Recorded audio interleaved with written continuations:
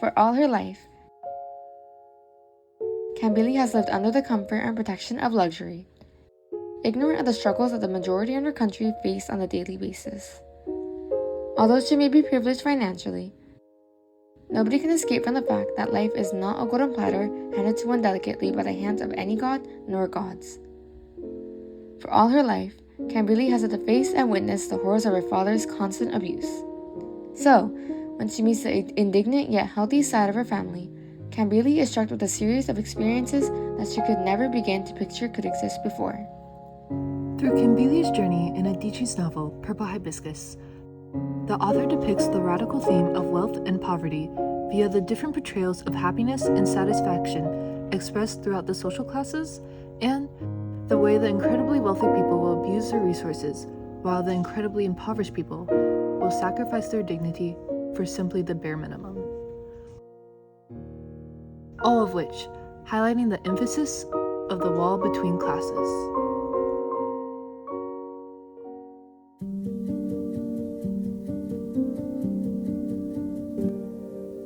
When Kambili first arrives in Nsuka, her first impression of it is not the best.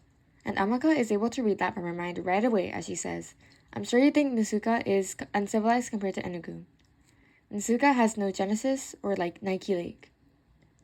Although Kambili is happy to interact with her distant family, she knows that even she herself cannot adapt to the dramatic drop in the quality of living from her home in Enugu to Amaka's home in Nsuka. From Amaka's point of view, she simply thinks Kambili is a spoiled brat who has never had to suffer once in her life.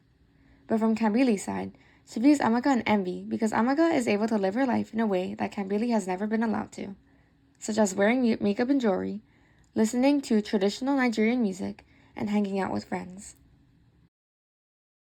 Amaka's initial impression of Kambili is not very high due to the contrast between their statuses. However, Kambili's character is in fact not a carefree spoiled brat. Kambili's happiness does not stem from her father's money, but instead from her father's pride. She's aware, after receiving her second place report card, that Papa would not be proud. He had often told Jaja and me that he did not spend so much money on Daughters of the Immaculate Heart and St. Nicholas to have us let other children come first. Nobody had spent money on his own schooling, yet he had always come first. A stereotype that often comes with Nepo children is that they are all spoiled and snobby, but what is often overlooked is the fact that children who come from generational wealth are often pressured to continue that legacy, causing a lifetime of stress. They have an image to uphold, and that constant standard to maintain is both mentally and physically draining. However, Kambili, being in her father's control her whole life, is unaware of the extent of her hardships and simply believes that this is how things are supposed to be. This causes her to not be able to understand people who come from other backgrounds, like Amaka, because Kambili is so used to only living in her own world. Shown with the character foil of Amaka and Kambili, happiness is depicted in a variety of ways throughout this text, especially between the social classes. In Kaplan's article, "Rich people experience happiness in a more self-centered way than poor people," studies suggest. Kaplan notes that for people of higher status, instead of feeling positive emotions that involve connections with other people, their happiness is more likely to be expressed as feelings that focus on themselves. Because wealthy people tend to perceive happiness in a more individual perspective, typically striving to achieve the best for only themselves. With this knowledge, it makes sense how Auntie Afima's side of the family finds more pride as a whole family, while Eugene's side of the family only notices and praises one another when there are achievements made amongst an individual, like Kambili and her report card, or when they say something religiously pleasing. When people have less, they tend to appreciate all the little things, which Ifeoma does incredibly well as a woman who not only perseveres through the financial and social hardships herself, but encourages her children to as well, and to still be proud no matter what their situation is. However, Eugene has grown used to the privilege of wealth and thus does not understand happiness in the sense of connection, but more as a sense of success. His wealth stems from growing up in the Catholic schools, which is why he believes the absolute way to guarantee success in one's life is through devoting themselves to the church, which is his justification of why he raises his own children with strict rules and harsh punishments. On both sides of this social wall, there are toxic traits that can be found.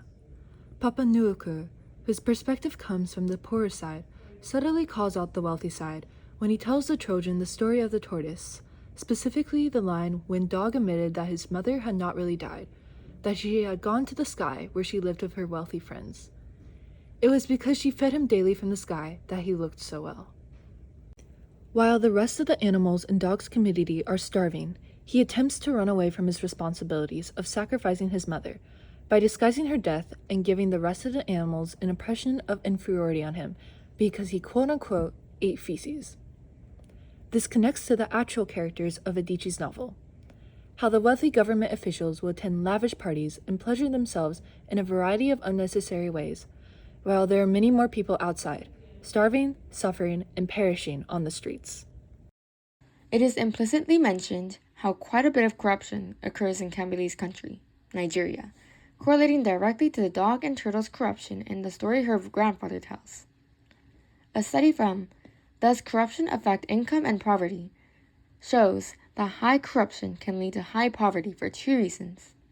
First, evidence suggests that a higher growth rate is associated with the higher rate of poverty reduction, and that corruption slows the rate of poverty reduction by reducing growth. Second, income inequality has been shown to be harmful to growth, and if corruption increases income inequality, it will also reduce growth and thereby limit poverty reduction. With this information, it makes sense how a country like Nigeria will struggle to rebuild itself, especially when the people that have the potential to change a country, such as the scholars, lawyers, doctors, and etc., leave it to go seek better opportunities at another nation. With this, Nigeria is trapped spiraling down out of control as riots begin to spark amongst the impoverished commoners against their corrupted leaders. It's understandable why a person like Amaka wants to stay back and help fix her country so immensely because she loves her culture and traditions.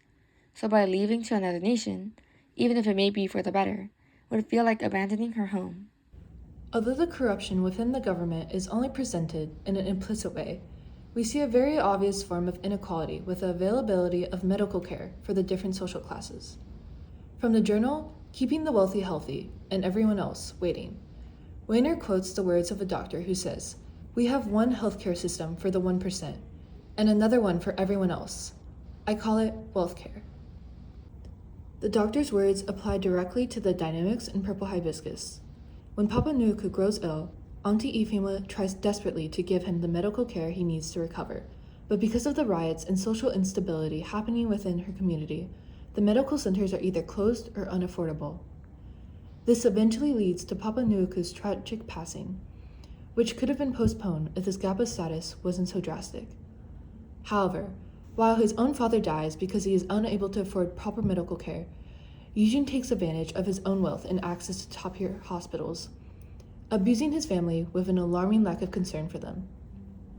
He believes that no matter how far he takes his actions, his family will still be able to reach a full recovery.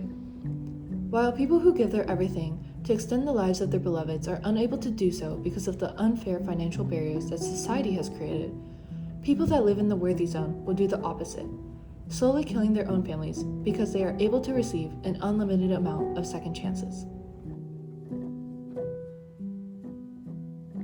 The dynamic between wealth and poverty in Chimamanda Adichie's novel, Purple Hibiscus, is presented in a way that demonstrates not only how one's privilege does not define the possible extent of their happiness, but also the pressures and circumstances that both the extremely wealthy and severely impoverished people experience on a daily basis.